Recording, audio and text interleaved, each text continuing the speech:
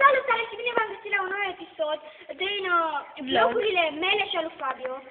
De fapt e Alex Boss și eu sunt Denis Infinite Pink.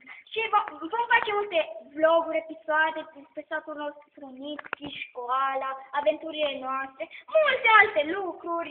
Iar eu sunt către Fabio. În fine, vrei să filmezi? Hai-mi place. Hai mai fă! Că mie-mi place să fiu cameraman. Da. Da. Și eu suntem aici așa bine, suntem sub un pod. Cred că-l vedeți, e apa asta. Apoi cam atâta până la mine. Așa. Ai grijă să nu te bate. Stai să nu pică în apă. Are codici. Stai puțin. Și el e acolo, și e Mario, scrieți așa, prietenul nostru, foarte bine. Da, l-am sunat și eu puțin. Zici acolo ce fain se... Uai, da, da, ce fain se vede. Și stați așa, tu vorbește, că eu te aud. Eu vreau să le arăt ce-i sus. Se vede?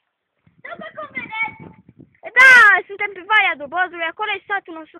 Mă, ce aproape ciobanul ăla? Bă, stai. Se vede? Bă, se vede? Bă, nu că se vede, dar era acolo. În fine, aici așa e o alunecare. Ai grijă, Mario. Nu, e alunecare, dacă știi, uite de pe aici așa. Nu vezi, da? Stai, ce faci? Păi avem într-o fel așa să da. Da, cam așa. Asta e modelul.